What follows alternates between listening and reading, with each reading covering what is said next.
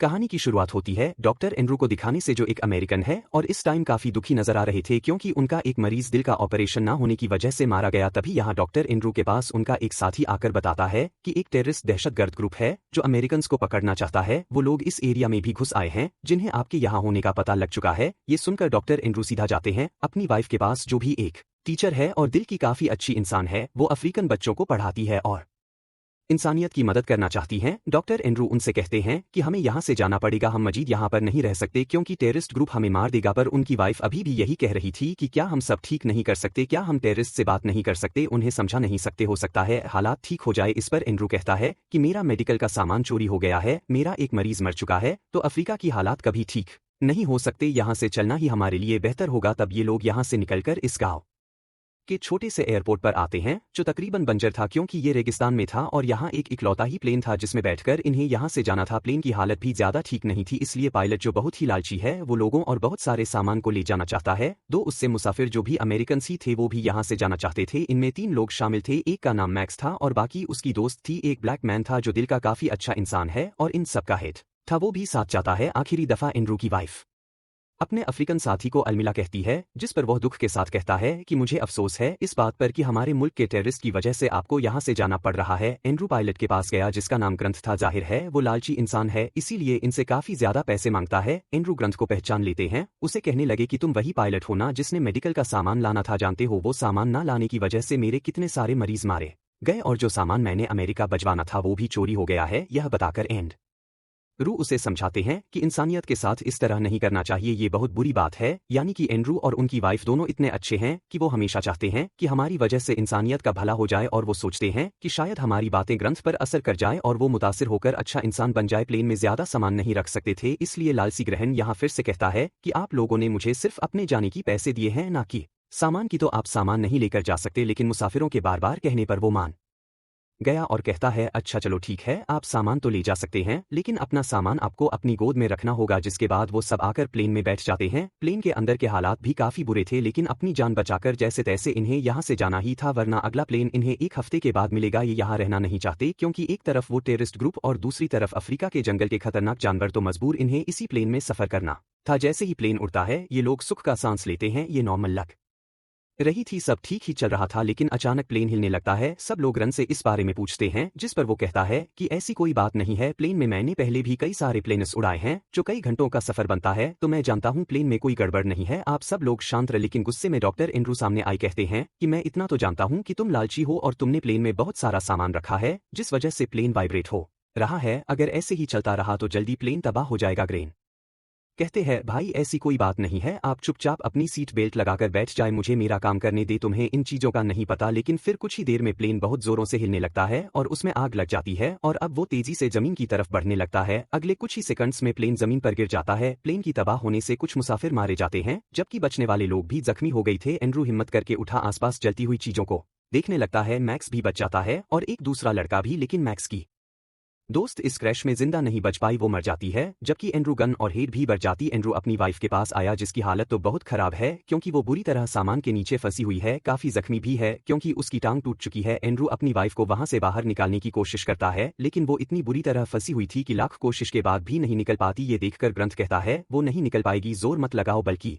सामान को उतारो और हाँ तुम्हारी वाइफ तकलीफ में है तो ऐसा करो कि इसे थोड़ी शराब पिला दो। एंड्रू गुस्सा हो गया, वो कहते हैं मुझे ये चीजें पसंद नहीं, तुम अपनी बकवास बंद करके यहाँ से जाओ, मैं जानता हूँ कि मुझे क्या करना है और ये प्लेन भी तुम्हारी वजह से क्रैश हुआ है। निक्स अपनी दोस्त की लाश को यही प्लेन के पास ही दफन कर देता है ताकि जंगली जानवर उसकी लाश को खा ना जाए और ये लोग देखने लगते हैं कि हमारा प्लेन तबाह कहाँ हुआ है। तब इन्हें पता चला कि ये एक बहुत ही खतरनाक एरिया में फंस गए हैं जहाँ रहते हैं आदमखोर जंगली जानवर। ये लोग सोचते हैं कि दिन में तो हम सेफ हैं क्योंकि ये जंगल जो रेगिस्तान जैसा था, दिन में गर्म होने की वजह से जानवर शिकार नहीं कर सकते, लेकिन जैसे ही रात इनका बचना मुश्किल हो जाएगा, इसलिए इन्हें जल्दी कुछ करना होगा। अब डॉक्टर एंड्रू को छोड़कर 3 लोग प्लान बनाते हैं कि हम करीबी गांव जाएंगे जो यहाँ से लगभग 20 से 30 किमी दूर है। ग्रेन कहता है हमें साउथ ईस्ट की तरफ जाना होगा क्योंकि गाँव वही होगा। इस पर मैक्स कहते हैं कि नहीं, वो रास्ता गलत है, हमें साउथ वेस्ट की तरफ जाना चाहिए क्योंकि मुझे यकीन है कि गाँव उसी तरफ होगा। पर ग्रेन्स की बात नहीं मानता और क्योंकि उसके पास इस टाइम गन है तो वही सबका बॉस था और कहता है कि अगर तुम लोगों को अपनी जान प्यारी है तो मेरे साथ चलो। वो एंड्रू को भी साथ चलने का कहता है पर उन्होंने मना कर दिया क्योंकि वो अपनी जख्मी वाइफ के पास रहना चाहते थे। सब लोग एंड्रू को काफी कहते हैं चलने के लिए, इस पर उनकी वाइफ कहती है कि हमें अपनी किस्मत पर यकीन है, गॉड पर भरोसा है कि वो हमें जरूर बचा लेंगे। एंड्रू भी अपनी वाइफ से बहुत प्यार करती हैं तो किसी भी सूरत उसे अकेला छोड़ के नहीं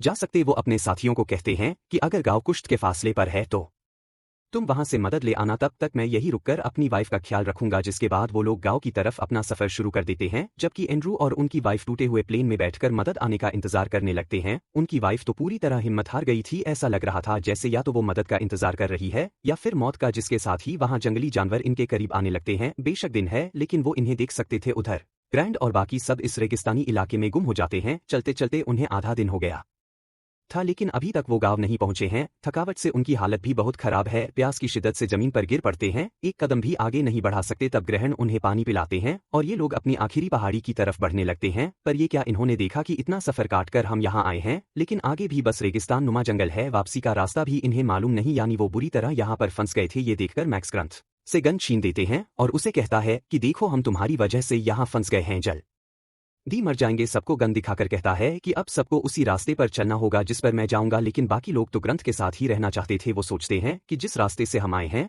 अगर इसी पर चल दे तो अपने प्लेन के पास वापस पहुंच सकते हैं और फिर दूसरी डायरेक्शन में जाकर हम गांव में भी पहुंच जाएंगे। इसलिए वो वापस की तरफ जाने लगते हैं जबकि मैक्स अकेला ही अपने रास्ते की तरफ चल पड़ता है। वो लोग बड़ी मुश्किल से भारी कदमों और प्यास की शिद्दत के साथ लेन तक पहुंच जाते हैं। इन्होंने देखा कि यहाँ तो हर तरफ खून खून फैला हुआ है, एंड्रू और उनकी वाइफ भी गायब है। प्लेन पर शेर की पंचों की निशान था जिससे ये लोग समझ जाते हैं कि इसका मतलब शेर ने उन दोनों का शिकार कर लिया और वो उन्हें खा गया। दोनों की मौत से उन्हें अफसोस तो हुआ पर वो यह सोचकर काफी घबरा गए कि इसका मतलब शेर दिन में भी एक्टिव है और शिकार कर सकता है। तो ये लोग बचने का रास्ता ढूंढने लगते हैं। तभी अचानक यहाँ घबराया हुआ एंड्रू आयाम वो ग्रंथ को गली से पकड़ लेता है क्योंकि सबको लग रहा था कि इन सारे हालात की वजह ग्रंथ था कि ना तो ज्यादा सामान लोड करता तो ना ही प्लेन तबाह होता। एंड्रू ग्रंथ को मार ही देता कि एक लड़का गन चलाता है जिससे एंड्रू दूर जाके गिरे और ग्रंथ बच जाते हैं। अब इन लोगों को पता चलता है कि ग्रंजी सामान लेकर जा रहा था, वो एक जानवर की सींग थे जो काफी महंगे होते हैं और ग्रनम गलिंगा है। फिर डॉक्टर एंड्रू अपनी वाइफ की लाश के टुकड़ों की कब्र बनाते हैं और उसके पास बैठकर रोने लगता है। एंड्रू के पास उनका है डाया जिसे रोकर एंड्रू कहती हैं कि मुझे अफसोस है इस बात का कि मैं अपनी वाइफ को नहीं बचा पाया, मुझे और कोशिश करनी चाहिए थी, शायद वो बच जाती। इस पर हेड कहता है कोशिश अगेंस्ट द लाइन, शेर के खिलाफ तुम कोशिश करते हो, नहीं यार मत करो अफसोस, खुद को मत कोसो क्योंकि ऐसा मुमकिन नहीं था और तुम्हारी वाइफ की किस्मत में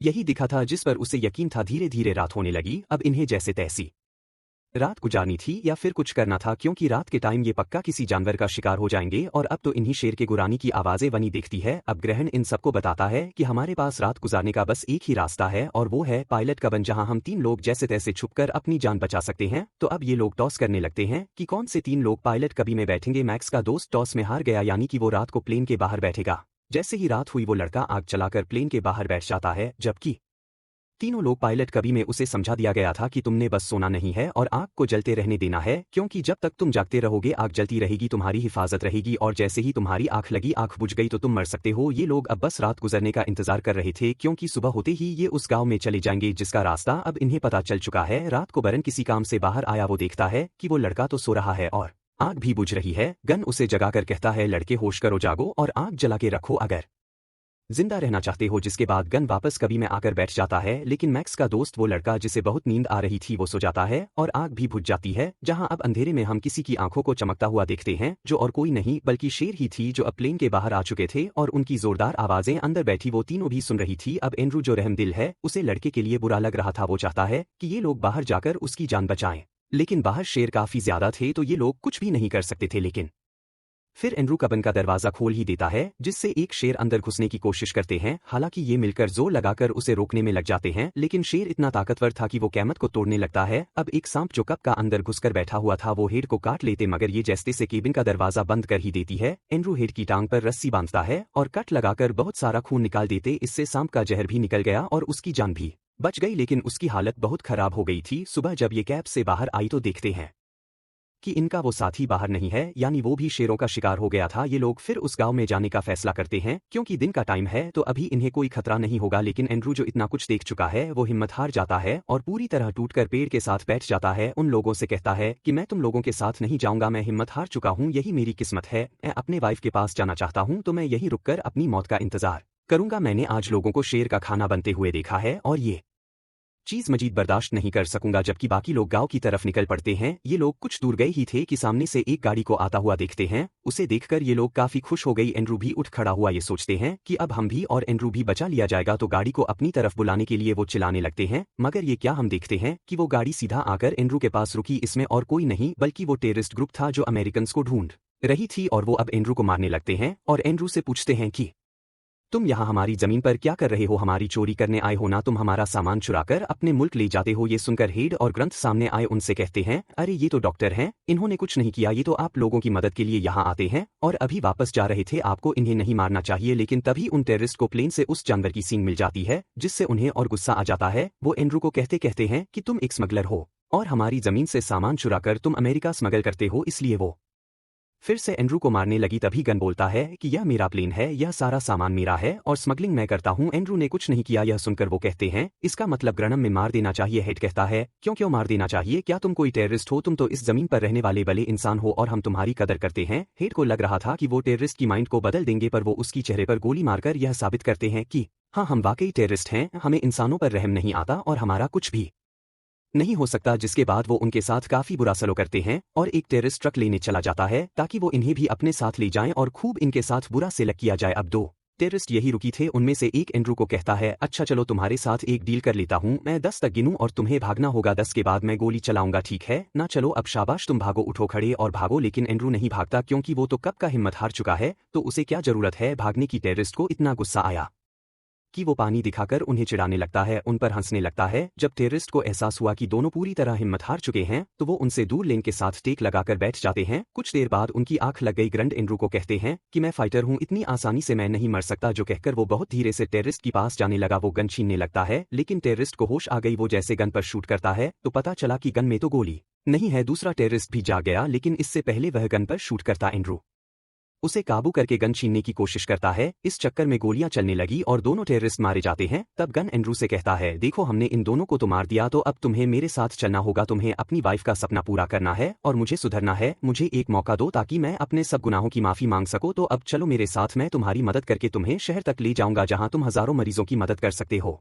इसलिए एंड्रू उसके साथ चल पड़ता है, लेकिन उसकी हालत बहुत खराब थी। ये लोग जैसी तैसी आगे बड़े ये गांव के करीबी थे और इनके सामने पत्थरों की छोटी सी पहाड़ी थी जिसे पार करके इन्हें उस पार जाना था। अब ग्रहण बड़ी मुश्किल से एंड्रू को ऊपर चढ़ा तो देते हैं, लेकिन यह क्या उसने देखा कि सामने से खूंखार शेर आ रहे हैं। ये लोग पहाड़ी पर ही थे, इसलिए शेर इनकी खून की स्मेल करते हुए पहाड़ी की तरफ आने लगते हैं। लेकिन क्योंकि वो पहाड़ी के ऊपर थे और छुपे हुए भी थी, तो शेर इन्हें देख नहीं पाते और वहां से वापस जाने लगते हैं। पर तभी उन दोनों के ऊपर परिंदे मंडराने लगती हैं। हवा का रुख बदला और शेरों को फिर उनकी स्मेल आने लगी और वो फिर से इस तरफ आने लगते हैं। एंड्रू के ऊपर एक बिच्छू चढ़ गया जो उसके चेहरे पर आ जाता है और एंड्रू बिल्कुल खामोश रहा। बिच्छे को जैसे ग्रहण हटाने लगा कि तभी एक पत्थर नीचे गिर जाते, जिससे शेर को कंफर्म हो गया कि ऊपर मेरे खाने के लिए जरूर कुछ है और वह जोर लगाकर ऊपर चढ़ने लगता है। गरन ये देखकर एंड्रू का खून अपने जिस्म पर लगा ले देता है और एंड्रू से कहता है कि देखो, मैंने अपनी जिंदगी में बहुत सारे बुरे काम किए हैं और आज मैं उन गुनाहों को धोना चाहता हूँ। मैं खून लगाकर शेरों के पास जाऊंगा, अपनी कुर्बानी देकर तुम्हारी जान बचाऊंगा ताकि शेर मेरा शिकार कर ले और तुम्हें भागने का मौका मिल जाए। तुम वादा करो कि यहाँ से तुम उठोगे और गाँव जरूर जाओगी। ये कहकर वो